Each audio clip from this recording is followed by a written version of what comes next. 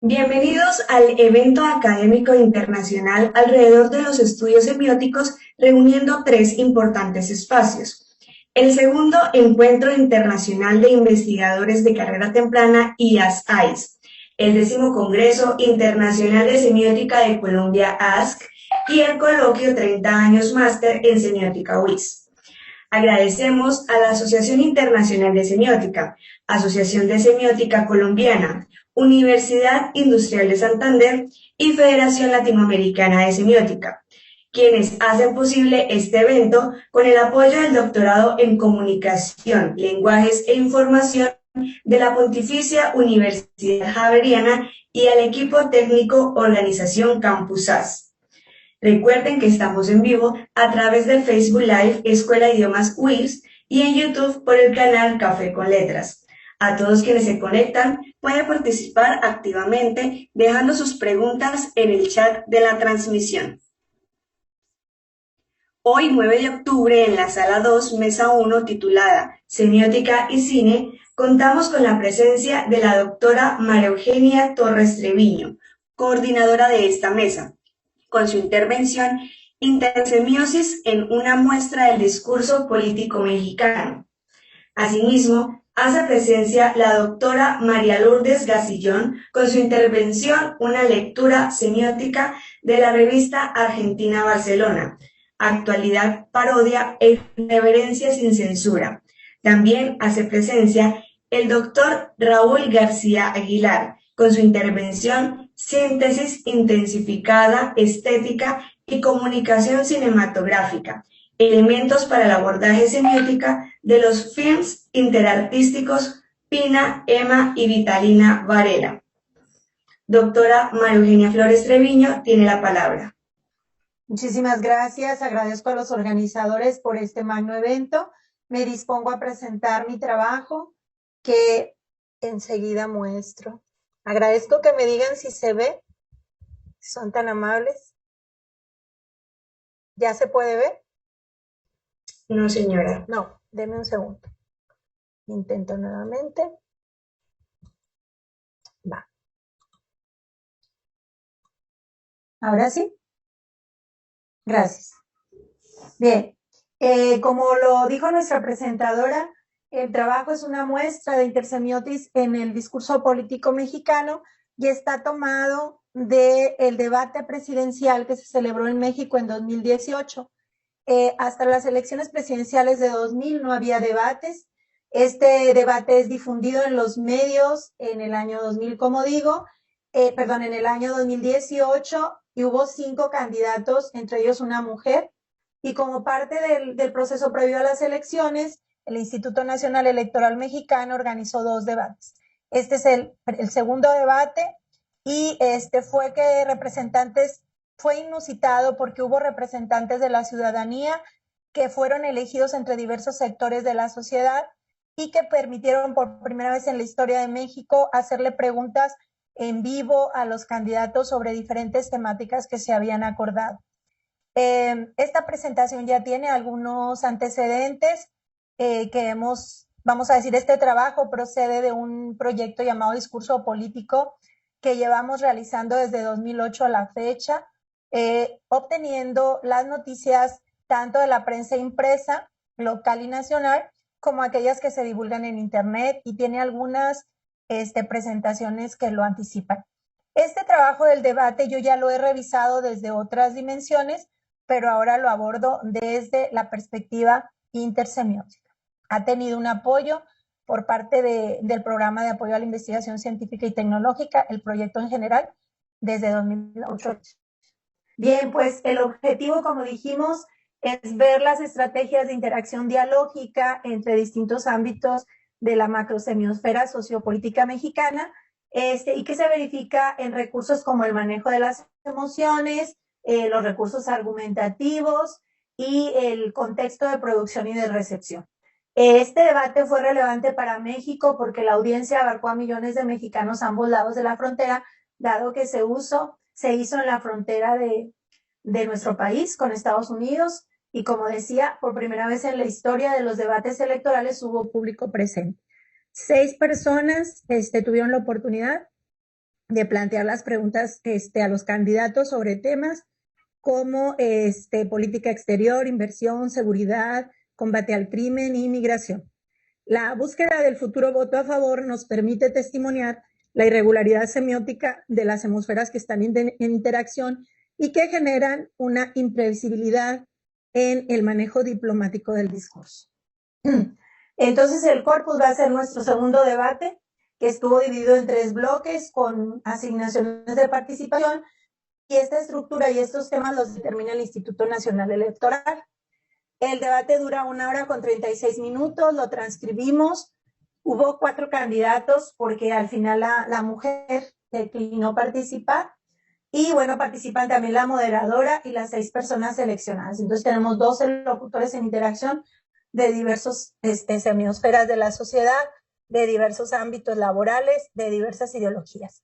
Segmentamos la transcripción, tomamos como unidad operacional el acto de habla del ataque, examinamos la muestra en distintas dimensiones, de acuerdo a la teoría, y los materiales metodológicos fueron tratados de acuerdo a la interacción conversacional, según las normas de Grice, la enunciación, el marco enunciativo del discurso político y la transcripción de la grabación del debate. Bien, nuestros supuestos son, con Lotman, que la cultura es en principio políglota y sus textos siempre se realizan en el ámbito de varios sistemas semióticos, que lo más común es que los textos de cultura estén cifrados con muchos códigos y que la cultura se construye sobre la base de 2 lenguajes primarios, pero de otras relaciones también, tanto en el lenguaje natural como el lenguaje de las apropiaciones espaciales. Entonces, proponemos que en este diálogo se produce como resultado del dinamismo del sistema social y la no clausura de la semiosfera política, lo que le permite interactuar con otros ámbitos. También con Verón, abordar el ideológico como una dimensión susceptible de indicarse en todos los discursos, la pertinencia de comprender el discurso dentro del contexto de su producción y en un segundo contexto de reconocimiento e interpretación, y que es imposible inferir el significado de manera lineal o directa si solo describimos el habla de un sujeto y no vemos las conclusiones del sistema de producción. Igual que esta interpretación nos da idea de tomar posición respecto a lo que vemos. Tenemos diversos fundamentos que van desde la semiótica, la pragmática, la retórica, las actividades de imagen y descortesía de la sociopragmática y también de lo semántico en lo implícito y lo sobreentendido. Aparte, por supuesto, del aspecto dialógico amplio de Bakhtin, donde dialoga no solo los sujetos, sino el entorno semiótico en el cual es elaborado el discurso. También, como por el tipo de discurso, usamos las estrategias del discurso político. Consideramos el trílogo argumentativo porque hay audiencia y trabajamos los imaginarios y el etos, algunos elementos de la traducción intersemiótica propuestos por Thoreau, y consideramos las prácticas como prácticas semióticas discursivas según Haidar. Bien, elegimos este diálogo porque implica una oportunidad de aproximación desde las relaciones intersemióticas que se establecen entre los sistemas involucrados, que son el sociocultural, el diplomático, el político, el ideológico y el mediacional. Igualmente ofrece la oportunidad de mostrar la pugna entre las modelizaciones semióticos socioculturales que funcionan en la interacción discursiva como el poder, tanto mediacional como político, y el confrontamiento de las diversas ideologías partidistas representadas. La dinámica de las semiosferas que ahí se relacionan son la sociocultural, la diplomática, la política, la discursivo-ideológica, la retórico-persuasiva y la comunicativo-sociopragmática. Estas semiosferas, al interactuar entre ellas y tener la no clausura de sus fronteras, permiten construir y generar nuevos textos a cada nueva interacción de las ideologías involucradas, de los posicionamientos y de las aspiraciones de los políticos que allí participan. Lo que nosotros entonces encontramos es que la irrupción de conductas comunicativas insólitas como fuente de heterogeneidad en el sistema político y la disrupción en el continuum de la semiosfera diplomática de la política mexicana genera en el evento una estructura semiótica directa en sentido contrario, pues los interactuantes no solo desacreditaron al al oponente, sino que se desacreditan a sí mismos por el modo de interacción que transgrede los cánones de la diplomacia. La ruptura ocurrida en la semiosfera respectiva por el hecho impredecible de agresiones, insultos y falacias sitúa este hecho en la frontera entre lo coloquial y lo diplomático, ¿verdad? Y de ahí la derivación de los imaginarios construidos.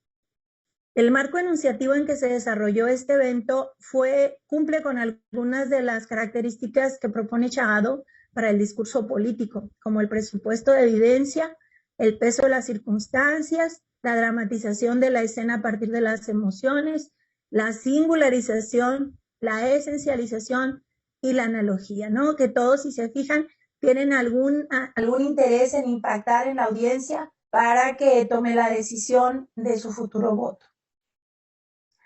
Como dije, nuestra unidad operativa fue el macroacto de ataque que involucra varias acciones en el mismo y varias estrategias, y lo definimos como práctica semiótico-discursiva con rasgos propios. Hicimos un estudio cualitativo para detectar los actos objetivo, hicimos una segmentación intencional del corpus para obtener nuestra muestra, localizamos y analizamos los actos de habla y recursos pragmáticos, retóricos y semiótico-discursivos que conformaron los ataques, e hicimos un estudio cuantitativo para la obtención, clasificación y organización de los resultados. Y bueno, comentamos la incidencia de otros ámbitos semióticos. Los resultados fueron que hubo 61 segmentos analizados con 124 actos de ataque y se totalizaron de esta manera. Se atacó a los mexicanos, se atacó a Trump, se atacó a la asociación de dos partidos políticos mexicanos como el Partido Revolucionario Institucional y el Acción Nacional, se atacó a los mismos debatientes, a José Antonio Meade del PRI, a Andrés Manuel López Obrador del PAN, a Raúl Anaya del PAN, a otros terceros que no se dice, y casi todos se centraron en ataques a Andrés Manuel López Obrador, que actualmente es el presidente de México.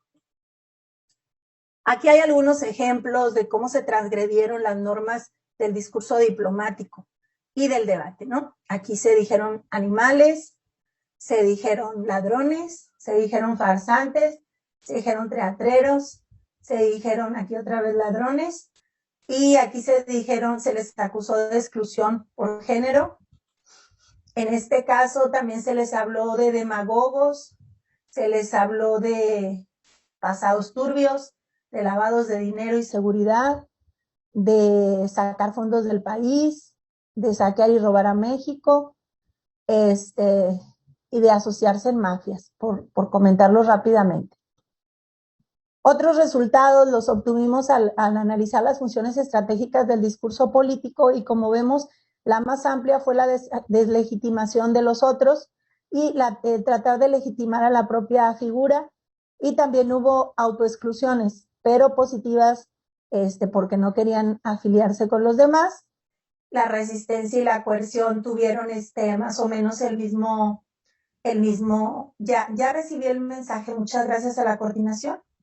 Vamos a seguir, ya voy a terminar. También se revisaron recursos semánticos, como se ven por allí, que son el más alto es el implícito y el sobreentendido, porque trataron, según ellos, de disimular sus ataques, ¿no? Aquí están los recursos retóricos, y el más amplio fue la comparación, como ven, de todos. Y bueno, estos son la interacción que hallamos en las diversas dimensiones. Hallamos una dimensión de gamificación porque matizaban con humor para disminuir la fuerza de los ataques. Hallamos el manejo de las emociones mediante recursos retóricos en la argumentación. Hallamos estos actos de habla que están ahí ilustrados, y también hallamos elementos de la sociopragmática en el manejo de las imágenes y las características, procesos y funciones del discurso político que están aquí ilustradas. Y estas son mis referencias. Agradezco mucho la atención y cedo la palabra a nuestra compañera María Lourdes Gasillón, de la Universidad Nacional del Mar de la Plata. Gracias.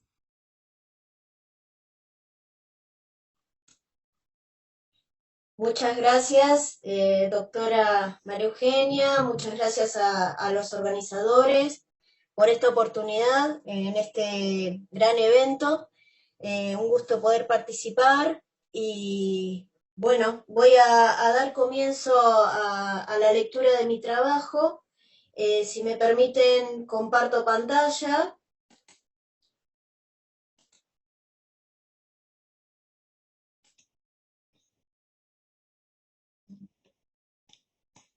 Ahí. Bueno, aquí está el título de mi trabajo que ya fue comentado y empiezo mi lectura.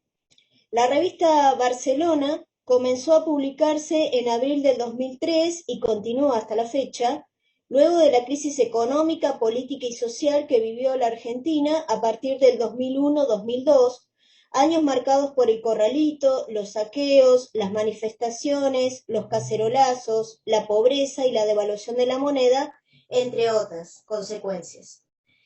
En ese contexto, emigrar a España, y más precisamente a la ciudad de Barcelona, era la opción más elegida por muchos jóvenes y familias que buscaban mejorar su calidad de vida y acceder a un salario digno. Por esa causa, Pablo Marchetti, Ingrid Beck y Mariano Lucano, que habían formado parte de otros medios como La Maga y La García, decidieron editar su propia revista y denominarla Barcelona, cuyo eslogan popular es una solución europea para los problemas de los argentinos. Esa frase ya expresa mucho más de lo que se cree. Como dijimos, hace referencia al exilio obligado de varios argentinos al viejo continente durante la recesión. Al mismo tiempo, explicita la parodia de las publicaciones sensacionalistas. Sus titulares catástrofe, formados por letras grandes, de colores, llamativos, hiperbólicos y de dudosa credibilidad, copian el estilo de la prensa amarilla del siglo XX, con lenguaje pedestre e imágenes explícitas que destacaban algún tema o situación vergonzosa o ominosa, tales como muertes injustas, accidentes, asesinatos, entre otros. Aunque también toma elementos de la prensa seria, que se consume a gran escala, como los diarios Infobae, La Nación y Clarín, que generalmente serán el blanco de sus críticas. Respecto de Clarín, en un claro juego de palabras de naturaleza irónica, el eslogan de Barcelona invierte el lema característico del periódico porteño desde su fundación: un toque de atención para la solución argentina de los problemas argentinos, era el eslogan. Otro de los aspectos centrales de la prensa blanca que imita es el de construirse como un agente de información, en palabras de Oscar Steinberg, que muestra la verdad a través de un estilo periodístico objetivo, con sus clásicos dispositivos enunciativos: cita con estilo directo, cita con estilo indirecto y modalidad asertiva. Más allá de los avatares de los primeros años y el cambio del soporte en papel combinado con el digital, al que tiende progresivamente, esta publicación independiente, contrahegemónica, no hace distinciones entre los destinatarios de su burla mordaz, cifrada en el humor negro, bajo, incorrecto para las buenas costumbres y la moral, citó a Francischelli. Discursos, instituciones, políticos, periodistas, famosos, deportistas, empresarios, modelos, músicos y cualquier personaje con cierta trascendencia o repercusión actual puede aparecer en sus páginas irreverentes. Veamos algunas de las tapas protagonizadas por figuras públicas. Aquí tenemos, preferentemente yo seleccioné el año 2020 y el 2021, ¿no? Tenemos en relación al COVID, que va a ser el tema en el que me voy a detener, la primera etapa, bueno, un personaje, el Eternauta, ¿no? Una historieta muy conocida en Argentina, pero aplicada aquí con una especie de Photoshop, fotomontaje, con la cara de nuestro actual presidente, Aníbal Fernández. En el otro caso tenemos también un juego con las fotografías y el diseño, las vacunas, ¿no? Aníbal Fernández y Vladimir Putin. En este caso, mucho más subversivo, si se quiere, ¿no? El Papa Francisco, argentino, eh, pero con atuendo cercano al comunismo y un juego ahí con Marx. En el otro caso a Trump y los bombardeos de enero del año pasado. Pero también en este último caso, bueno, esto fue una broma, un error que cometió una periodista, ¿no? Y fue muy conocido que una persona que se llamaba William Shakespeare había muerto y la periodista creía que era el escritor. Hubo una confusión y bueno, enseguida la revista toma los hechos del presente y los publica, ¿sí? Bien. A pesar de su formato más cercano al diario, Barcelona replica temas, como decíamos, ¿no? de la actualidad, difundidos por los medios masivos, bajo una lupa sarcástica, heredera de otros semanarios previos argentinos, Tía Vicenta y Humor, publicados Tía Vicenta entre 1957 y 1966 y Humor entre 1978 y 1999. Si bien ya podemos observar algunas diferencias, sobre todo en el caso de Humor, que predomina la caricatura política, sí, satírica. En el caso de Tía Vicenta había una mezcla de elementos, la caricatura formaba una gran parte de la revista, pero también ya los primeros ejercicios del fotomontaje, que va a ser lo que realmente utiliza Barcelona, ¿sí? Y también cercana al estilo si pensamos en revistas actuales de nivel internacional, Charlie Hebdo, The Daily Mash de Gran Bretaña y El Jueves de España. Puse solamente algunas tapas, pero hay muchísimas, ¿sí? Incluye las secciones clásicas de los periódicos, ¿sí? Y algunas de creación propia, denominadas Barceloneta, con dibujos y chistes, y DXT, compuesta por un collage de contenidos. Sus noticias no siempre son falsas, si bien están marcadas por la ironía y el disparate, que evidencia ciertos resortes informativos que utilizan los grandes medios masivos en Argentina. Cuenta con historietas, correo de lectores y suplementos especiales en formato digital, dominical, domi, todo posta, dedicados a algún acontecimiento puntual del momento. Pese a no tener publicidad, Barcelona subsiste en el mundo editorial y cobra cada vez una mayor popularidad gracias a la difusión a través de su biblioteca virtual, llamada Barcelona Digital, y las redes sociales, Facebook, Twitter e Instagram.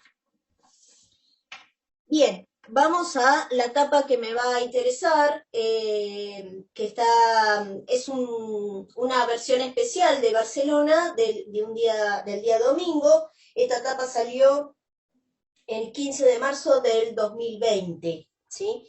Y la denominaron ocasionalmente Salud Dominical. Voy a abreviar un poco, sí, porque si no, no me parece me voy a pasar. Yo acá había hecho, es difícil, comento rápido, ¿no? Es difícil ubicar a esta revista en un género particular, ¿sí? Porque predomina una mutación que después voy a explayar un poquito más, ¿sí? Y el uso del lenguaje vulgar, exageración, transgresión, absurdo, invención de noticias, fotomontaje. Podríamos, sí, como pasaba con Tía Vicenta, ubicarla en el campo del humor gráfico. Viendo esta etapa puntual, ¿sí? Vemos algunos signos en torno de la pandemia, ¿no? Y la cuarentena impuesta, bueno, en nuestro país por el decreto 297 que entró en vigencia el 20 de marzo, y esta etapa es del 15 de marzo, ¿sí? En el que se declaraba el aislamiento social preventivo y obligatorio. Si miramos estos titulares, Salud Dominical en esa edición imita y se apropia de otra revista de divulgación y entretenimiento que ya dejó de publicarse a comienzos del año pasado, Buena Salud, que contenía artículos, entrevistas e imágenes sobre diversas materias de interés popular y actual. Al compararlas comprobamos algunas semejanzas con Buena Salud, que no solamente se publicaba aquí, sino también en Chile, en Bolivia y Uruguay. Era un medio de comunicación con información sobre medicina, nutrición, deportes, terapias alternativas, belleza, por lo general sin bibliografía ni referencias. Estaba destinado a un lector medio constituido en su mayoría por mujeres. En este caso, Barcelona no solo copia la figura de la modelo, sino también la estética, los colores, el estilo, el contenido de la otra publicación. Es decir, hace una reproducción bastante fiel del soporte original. Detectamos algunos rasgos característicos de lo que Bakhtin denomina carnavalización, ¿sí? Estos aspectos del carnaval llevados al discurso. Dado que predomina, como les decía, el disfraz, la risa, la mezcla, y esta apropiación de otra identidad de una revista. Ello evidencia una relatividad, un estallido y una negación de la identidad, ya que es un símbolo de metamorfosis, transferencia y juego entre la imagen individual y lo real. El empleo del disfraz facilita el engaño y el encubrimiento. Se oculta la verdadera esencia detrás de la apariencia del humor construido por un coro de voces autorales complementarias. Ambos semanarios proponen un contrato de lectura, siguiendo a Verón, particular, aunque el tipo de enunciador tenga características análogas en apariencia. Dentro del plano de la enunciación, el enunciador construye su lugar, deja huellas y presenta su actitud respecto del enunciado, a la vez que posiciona al destinatario. Es posible detectar cómo aparece un enunciador del tipo pedagógico, en buena salud, debido a que establece una relación desigual con el receptor, con rol pasivo, el que instruye, advierte, recomienda, brinda consejos y guías prácticas para cuestiones cotidianas. Algunos ejemplos que aquí copié. En salud dominical, el enunciador también presenta un matiz pedagógico, pero se sitúa en un plano más objetivo que el anterior, pues propone una distancia con el lector a quien ofrece tips y en especial expresa una verdad enfática, informa, aconseja, prefiere la tercera persona, el registro impersonal, la exclamación y la cuantificación. Pero miren la expresión, ¿no? Reprime un estornudo y en el transporte público y se caga encima, por ejemplo. El lenguaje vulgar y cotidiano, más chabacano, ingresa enseguida, ¿no? Entonces, nos encontramos con titulares que forman parte de dispositivos de enunciación diferentes, dado que responden a un contexto de producción preciso y se adaptan a los intereses de su público.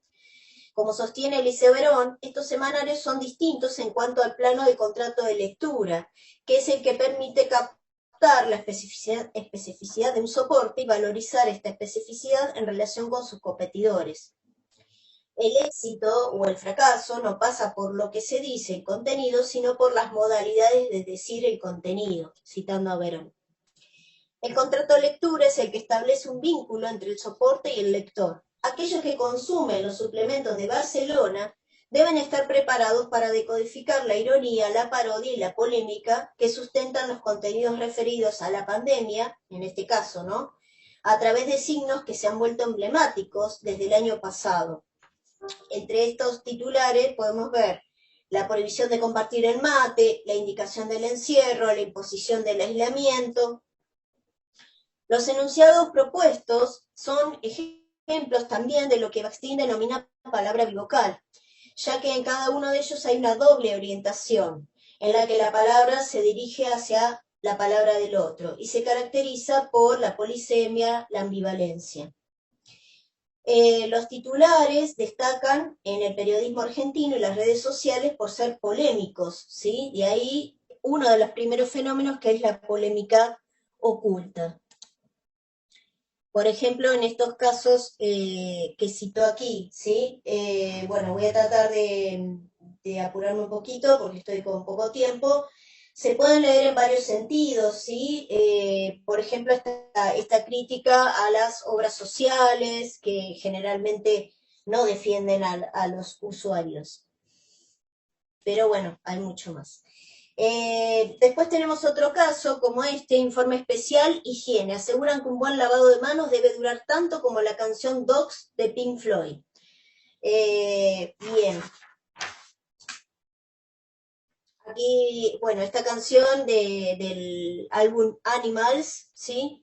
En realidad predomina la ironía, ¿sí? Como un tropo retórico en general, esta idea de oposición entre lo dicho y lo que se pretende hacer entender, ¿sí? Siguiendo a Herbert Orikion y a Hutcheon, pero también entender la doble naturaleza semántica y pragmática de esta ironía, ¿sí? En el que hay una intención evaluativa, irónica, y con un efecto determinado. Hay una distancia. En esta cita en particular, la analogía entre lavarse las manos, ¿sí? Una de las recomendaciones principales para el COVID, y el título de la canción compuesta por Roger Waters y Gilmour, que ese tema tiene una duración real de 17 minutos 39 segundos. Entonces, esa exageración, ¿no?, que está en la canción y en reforzar mucho más la idea de lavarse en las manos como si fuera un informe serio y en realidad está tomado por el contrario. Bueno, no quiero dejar el otro fenómeno que quiero destacar es el de la parodia. Hay mucho más para decir. Aquí, este es el titular, ¿no?, que habíamos visto en la etapa anteriormente, 5 títulos de canciones que pertenecen al rock nacional, ¿no?, al rock argentino, ¿sí? En este caso, la parodia, ¿cómo la vemos? Bueno, estoy tratando de sintetizar. El texto B, ¿no?, el parodizante, que sería la revista, modifica y hace leer de otro modo, ¿sí?, estos textos, estas canciones parodiadas, ¿sí? En esa interacción vemos cómo se cree un nuevo texto, en este caso esta nueva etapa, en una relación de hipertextualidad, siguiendo a Genet también. En este caso sigo, además de Bakhtin, a Noé Gitrick, ¿sí? Entonces, estas canciones de los 70 y los 90, interpretadas por bandas, cantantes reconocidos, describen en realidad situaciones de dolor y tristeza, todas. Ahora no me puedo detener, pero les podría decir cada una si no las conocen. En realidad, ¿y qué pasa? Salud Dominical recomienda escuchar estos títulos que en realidad inspiran sentimientos lúgubres, ¿no? Los temas giran en torno a la muerte, el suicidio, el encierro, la enfermedad, por lo tanto refuerzan connotaciones negativas asociadas con el coronavirus y la cuarentena obligatoria. En estos enunciados resuena la idea de baxtiniana que retoma Julia Kristeva, por ejemplo. La palabra, el texto es un cruce de palabras en el que se lee al menos otra palabra. Entonces, esta portada se construye, citando a Kristeva, como mosaico de citas, absorbe y transforma un discurso previo para producir dobles sentidos. Y al mismo tiempo, ¿no?, cómo se hace uso de la palabra situada en el espacio, también siguiendo a Kristeva, al señalar hábitos, vicios, aspectos negativos de la sociedad y la política argentina al comienzo de la pandemia mediante esta parodia en el que la imitación deforma estas canciones, estas situaciones, estos discursos, y hay una intención de crítica, ¿sí? Salud Dominical utiliza la palabra de otros para poner en ellas un sentido nuevo, ¿sí? Y en este caso, en este sentido, ¿no?, la palabra se vuelve ambivalente. Ya termino, ¿eh? Y me quiero detener, bueno, aquí estaban las canciones, los álbumes, y ya para ir cerrando, el tema de la escafandra, que no sé si prestaron atención. En la portada la modelo es la misma de Buena Salud, pero con una escafandra. Entonces, aquí yo dediqué una última sección. Para reforzar esta parodia que estamos comentando, ¿no?, la portada es protagonizada por una mujer de mediana edad que muestra el torso desnudo y los brazos cruzados, al igual que en Buena Salud, pero se diferencia por tener una escafandra. La fotografía original presenta 2 procedimientos gráficos que modifican la imagen en pos de transmitir un significado preciso, la pose y la fotogenia, siguiendo a Roland Barthes. en la fotografía de prensa, ¿sí?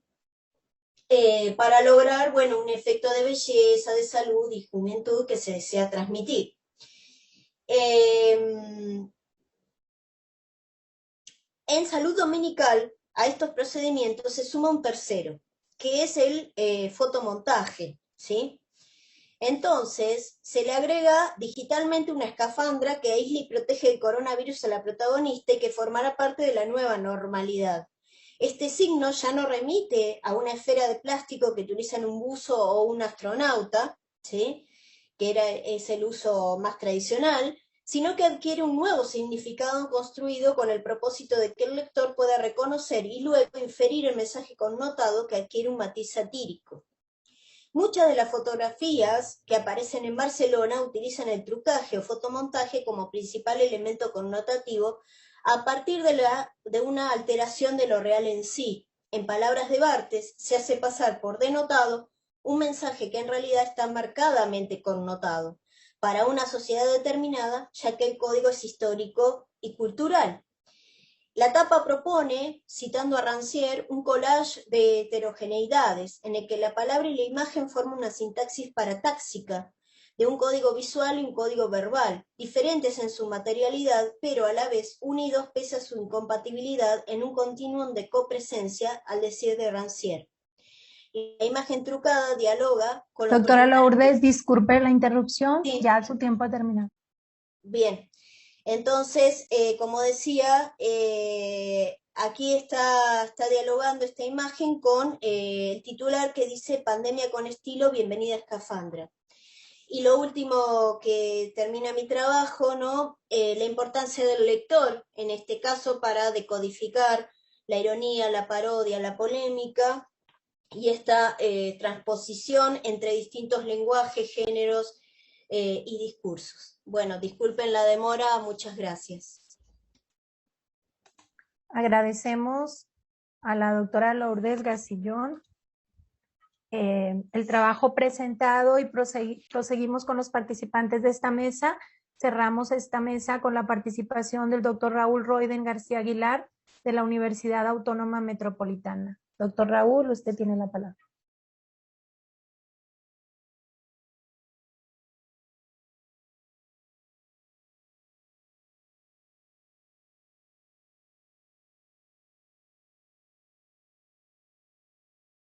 No lo escuchamos.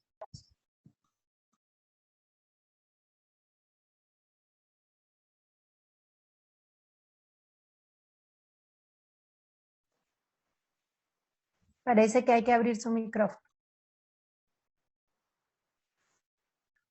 Hola, muchas gracias. Sí, efectivamente me faltaba abrir el micrófono.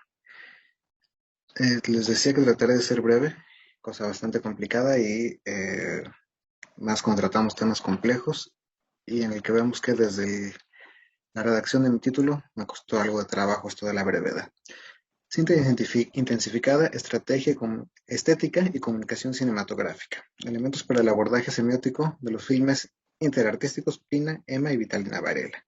Aquí lo que tenemos es un trabajo que parte de una comprensión particular de la forma de significar del cine como síntesis de un conjunto de elementos, esto lo voy a explicar en un momento, que en el caso de las películas que presentan aspectos propios de la expresividad de otros campos, medios y formas artísticos, tiene dos niveles, uno estético y uno que tiene como eje la comunicación. El propósito de este abordaje es la búsqueda de elementos útiles para una semiótica de las relaciones interartísticas en el cine. Describir la presencia de otras artes en las obras cinematográficas como signos estéticos que producen emoción y sentido en el marco de las formas expresivas del cine y sus posibilidades de comunicación. Cómo, a través de lo propiamente cinematográfico, se pueden integrar otras artes y permitir una expresividad interartística, en la que tanto el cine como las otras artes articuladas en su expresividad conservan sus propias especificidades.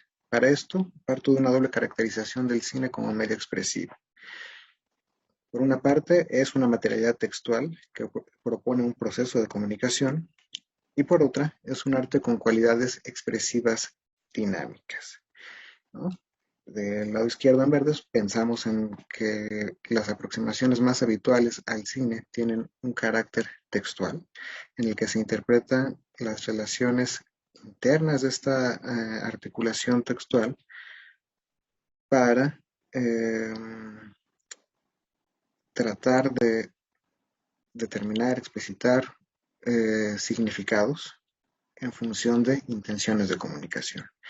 Y del otro lado tenemos la capacidad expresiva de carácter estético con cualidades dinámicas, la consideración del cine como arte, ¿no? Tanto las cualidades expresivas dinámicas como los elementos que nos permiten interpretar el cine como proceso de comunicación están ligados tanto a las lógicas internas, las especificidades expresivas como artes, pero también a los elementos externos que validan y legitiman su existencia como medio de comunicación, principalmente narrativo, y como medio artístico. Por lo tanto, esta mediación comunicativa que es el cine está compuesta por un conjunto de referencias externas, ¿no? Aquello de lo que habla y a lo que se refiere el propio cine, objetos, sujetos, temas, emociones, conceptos, un conjunto de operaciones de presentación y relación a través de las imágenes y sonidos posibles desde la perspectiva técnica y creativa, es decir, aquello que se puede mostrar en una época en función de el desarrollo tecnológico, pero también del contexto de las convenciones y los desarrollos expresivos en el marco sociohistórico en el que se encuentre. Y son operaciones que se llevan a cabo a través de la configuración de imágenes. Y un tercer factor, que es un conjunto de hábitos estructuradores, que también son predominantes o no en un contexto social e histórico particular. Gramáticas, poéticas, esquemas narrativos, la totalidad de las actividades ordenadoras que constituyen la propuesta de sentido de un film, ¿no? Entonces, referencias externas de lo que habla, operaciones, la presentación y relación a través de imágenes específicas y los hábitos estructuradores predominantes de la época en la que una película es presentada. Todo esto en espera de una actividad interpretativa que actualice la lectura, con base en experiencias particulares en un marco social específico. Me propongo entonces la indagación del sentido en la concurrencia artística, ¿no? Ante las cualidades plásticas previamente cinematográficas, es decir, se entiende que el cine es arte en sí mismo, aunque no todo cine tiene elementos artísticos como una constante. Hay cine espectáculo, hay cine entretenimiento, hay cine documental o cine informativo, que no tienen pretensiones expresivas, estéticas o artísticas. Entonces, además de que es necesario indagar sobre la forma de ser del arte cinematográfico, es decir, del cine como arte, es también necesario indagar sobre la forma en que el cine, como forma de expresión comunicativa y artística, permite la articulación con otras artes, ya sea que estas intenciones de sus creadores sean en la búsqueda de la novedad formal o en el intento de resolver problemas de representación, es decir, cómo empleo los elementos a mi alcance para expresar lo que previamente con las tecnologías y las convenciones existentes no era posible. Para explicarlo, parto de un desarrollo teórico propio que conceptualiza al cine como un medio de síntesis, por ser un sistema multisensorial, por promover una experiencia de sentido unificada, ¿no? Tanto en la experiencia como en su intelección, por presentar un funcionamiento sintético, ¿no? Encadenamiento o mosaico en el que los elementos que lo componen solo tienen sentido si se consideran en conjunto. Una escena, una secuencia, una imagen solamente nos aportará algo al sentido global del filme en función de la articulación con el resto. Un cine que es principalmente de carácter narrativo, ya que toda información nueva proyecta y anticipa acontecimientos por venir y que produce acontecimientos a través de inferencia. En nuestros tiempos, las síntesis que producen el significado del cine se han intensificado en sus dimensiones tecnológica, textual y cognoscitiva, porque permiten en las tecnologías digitales la presencia de múltiples fuentes de referencia de imagen, porque en el ámbito textual las diferentes formas de composición, simultaneidad, secuencia y mezcla de simultaneidad y secuencia han modificado la forma de sorprendernos que tiene el cine y también por el conjunto de las articulaciones discursivas de las obras con una cultura audiovisual que está en continua transformación, ¿no? Y que al mismo tiempo es transformada por el propio cine. Nos permite conocer de diferentes maneras. Los mecanismos relacionales del montaje, la intertextualidad y la mezcla de imágenes de fuentes diversas tienen una potencialidad de producir acontecimientos y sentido, ¿no? El montaje, el intertexto y la mezcla de imágenes nos llevan a necesariamente reinterpretar las relaciones realidad-realismo, derivado de los cambios en el origen técnico de la imagen, de lo habitual novedoso por su capacidad para sorprender, de lo continuo discontinuo para la identificación de los componentes sígnicos, ¿no? Hasta dónde puedo identificar la existencia de un montaje, una mezcla, un objeto, un sujeto, su simulación, etcétera, y emocional lógico por su potencia para la expresión artística. Todos estos elementos son importantes para el abordaje del cine interartístico, pero particularmente el que tiene que ver con lo emocional lógico. Esto se lleva a cabo en dos relaciones que se retroalimentan para la comprensión de la síntesis cinematográfica. Una que es la relación del primer nivel de lo sígnico-visual y otra que es la de lo lógico-narrativo. De qué manera cierta imagen se interpreta como signo, que es contraparte de otro signo, visual o no, y que detona una narración posible entre muchas, que tomará un derrotero y tendrá un desarrollo lógico-narrativo particular para la constitución de un sentido global textual, en este caso, el de una película, que es al mismo tiempo autosuficiente, cerrada, congruente y que nos remite a los elementos extrafílmicos, ¿no? Signos que son visuales, que remiten a signos que no son visuales, que remiten a signos interpretantes, muy importante acá con la semiótica de Peirce, que en su síntesis nos conducen a una interpretación del nivel lógico narrativo. Para esta aproximación tomo en cuenta un conjunto de elementos teóricos en los que no voy a ahondar para pasar a la presentación de mis ejemplos. Uno es la existencia de dos tricotomías del interpretante persiano, que son sintetizadas por Douglas Niño de manera muy clara. Una con un criterio modal, en la que el interpretante puede ser inmediato, dinámico o final, si su efecto es posible, actual, existente o ideal. Es decir, el modo en el que son considerados, concebidos y percibidos los fenómenos de la experiencia. Y otra con un criterio lógico, dependiendo del tipo de relación que tenemos como interpretantes, como intérpretes, con los objetos de la experiencia. El interpretante en este caso puede ser energético, emocional, energético o lógico. Su carácter es ser una cualidad de sensación, un esfuerzo, sea esta una experiencia, acción de carácter mental o físico o un hábito. Los tipos de relación en el sentido de las analogías formales que describió Garroni en sus esfuerzos por caracterizar las relaciones interartísticas, sean relaciones internas por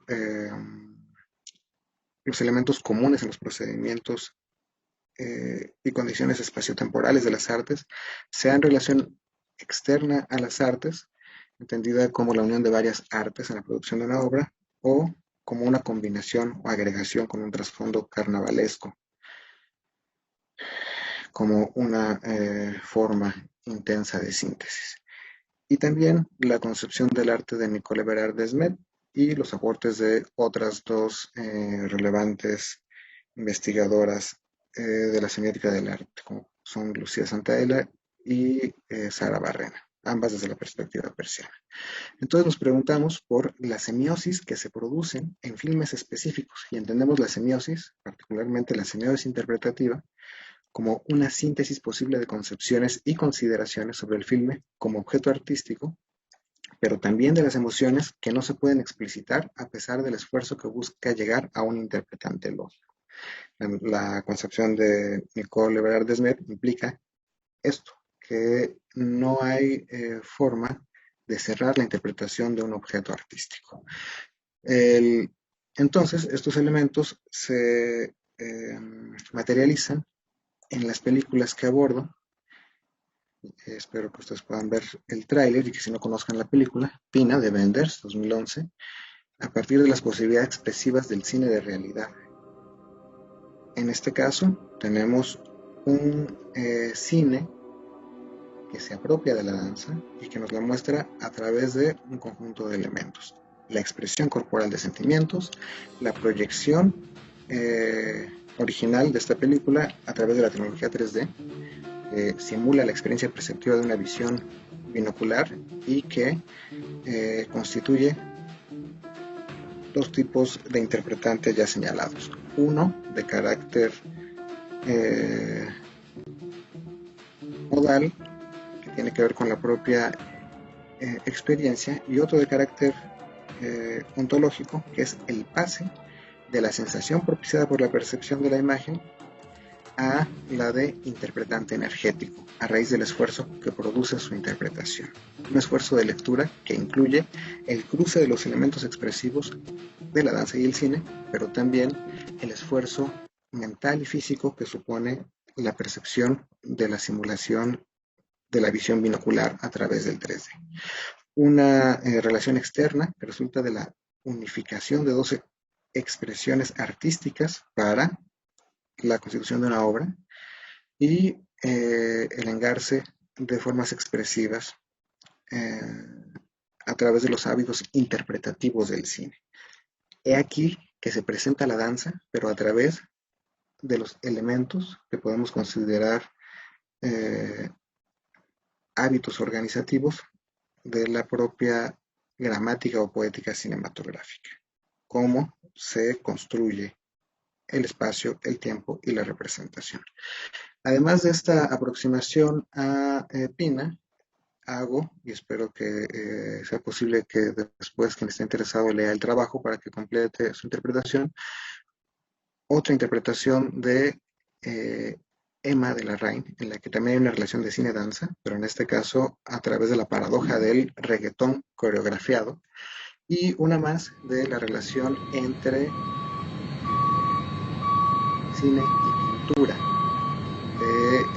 con Vitalina de Pedro Costa, en la que el autor se apropia de los elementos expresivos de la pintura y de todos sus complejos figurales, también a través de relaciones entre las dos formas de concepción modal del interpretante, modal y ontológica, y en este caso de una forma de relación interna, basada en dos principios: el cuadro como receptáculo y la presencia de una convención muy clara y específica de la pintura, que en este caso es la corriente del tenebrismo.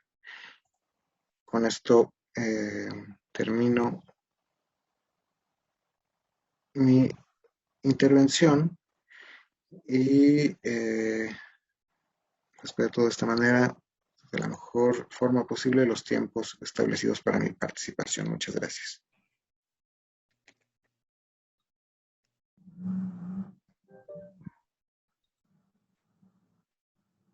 Muchísimas gracias a los compañeros que participaron en esta mesa por su respeto del tiempo Y bueno, nos dice la organización que si no hay preguntas en los vivos de Facebook o YouTube, también invitamos a los asistentes a que emitan por ahí sus comentarios sobre los trabajos presentados.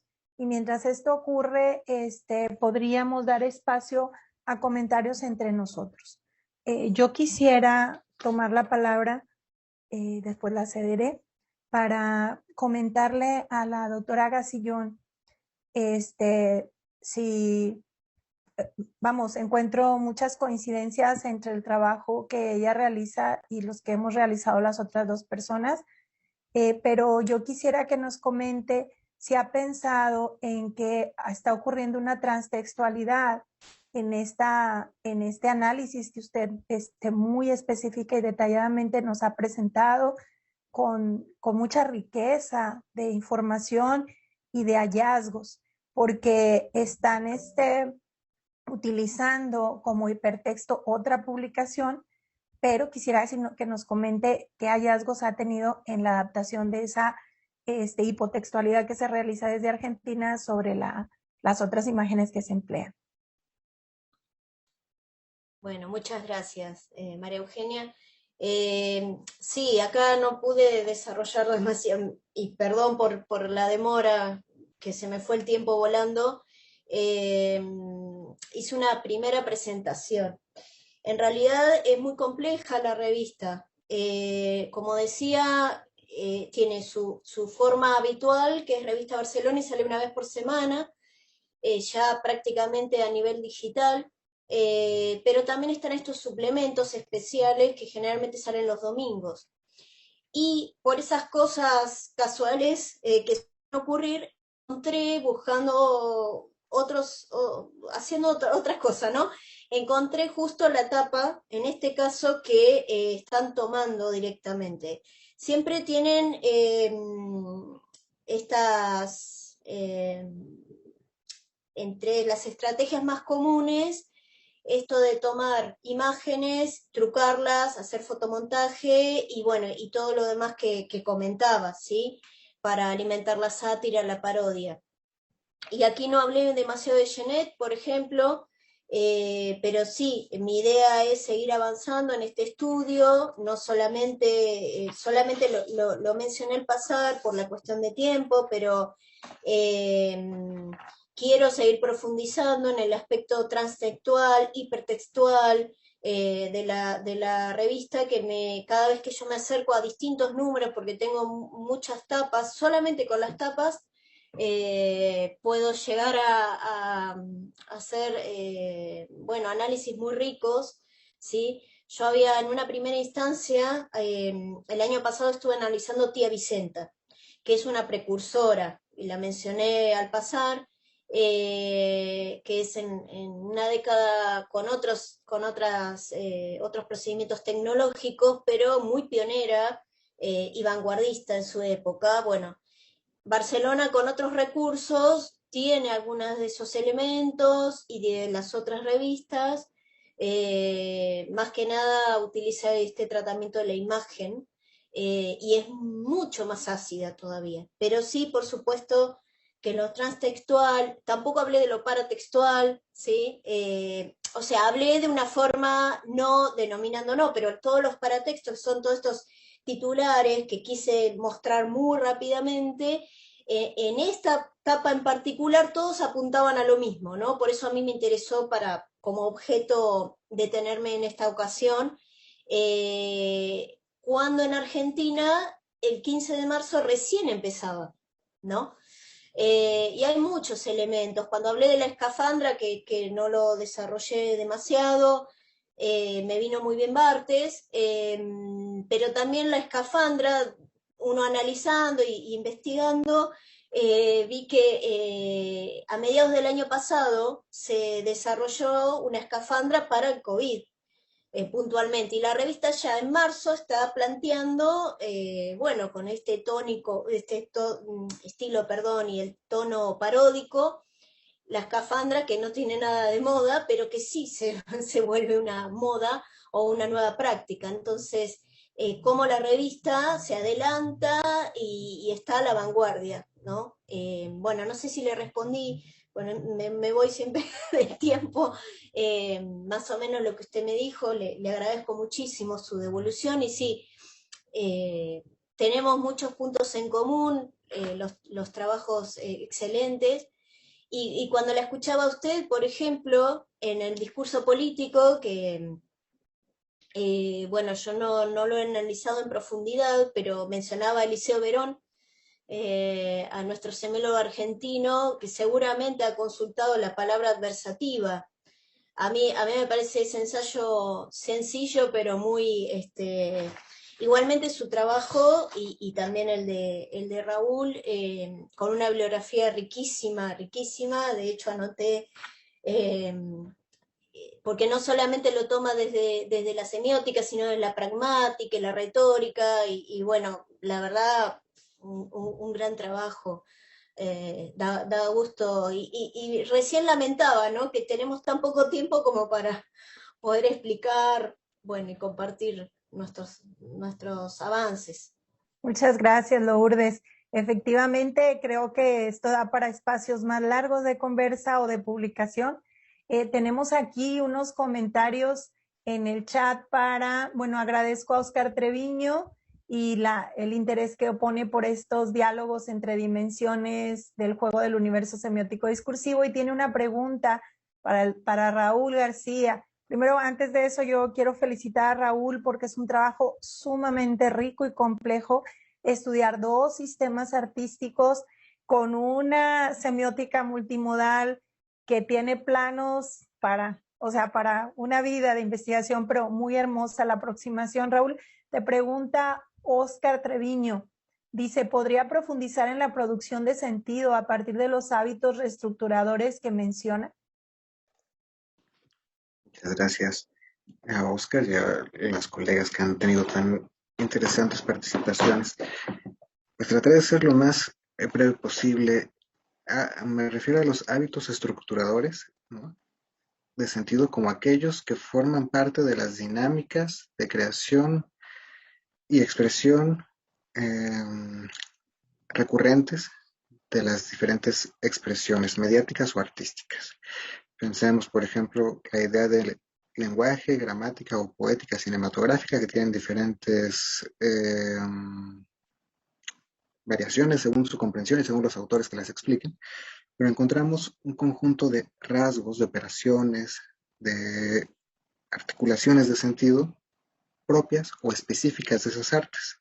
Entonces, a mí me interesa particularmente en esta ponencia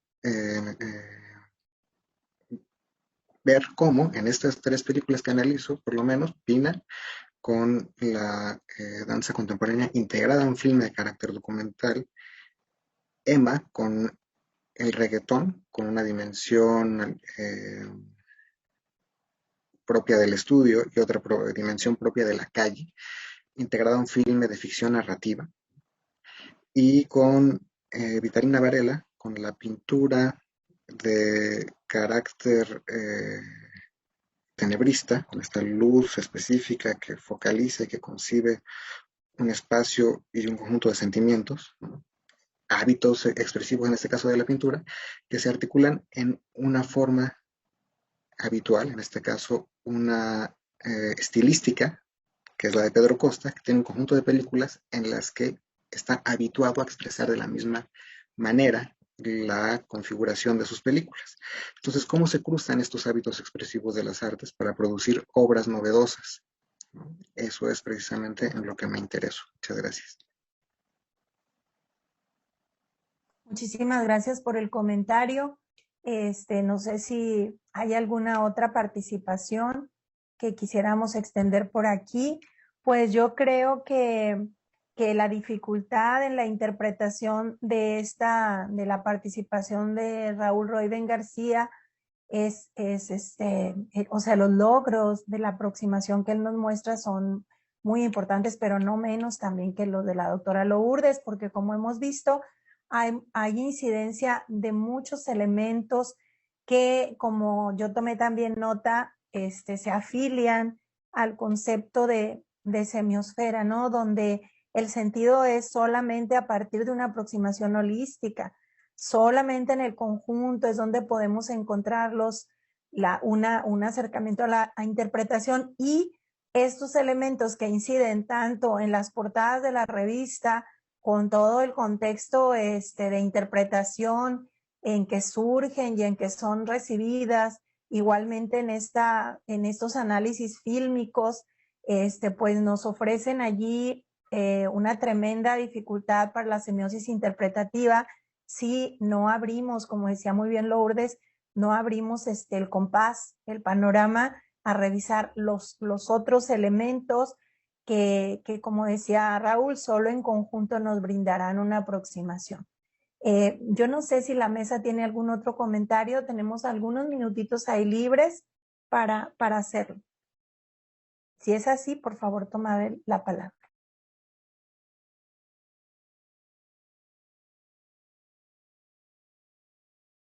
Bien, y si no hay más comentarios, ni en el Facebook tampoco, agradecemos mucho a los que nos están poniendo aquí felicidades, y también a los que nos solicitaron algún comentario. Y bueno, yo de mi parte yo quisiera mantener la comunicación con ustedes para ver si tenemos un diálogo más largo después, o a través de textos, o a ver qué podemos hacer, que me parecen tres perspectivas muy, muy interesantes sobre las aproximaciones semióticas que se pueden realizar.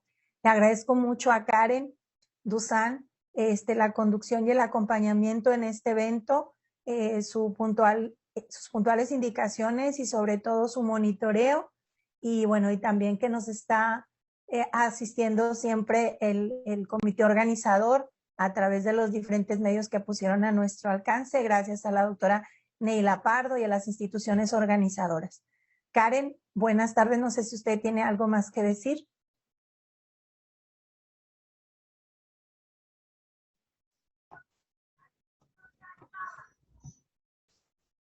Bueno, el tiempo del espacio para discusión ha terminado.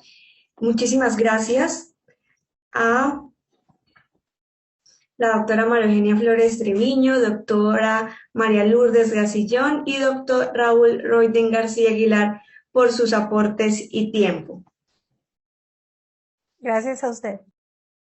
Gracias, hasta luego. Gracias. Un placer. Mucho gusto.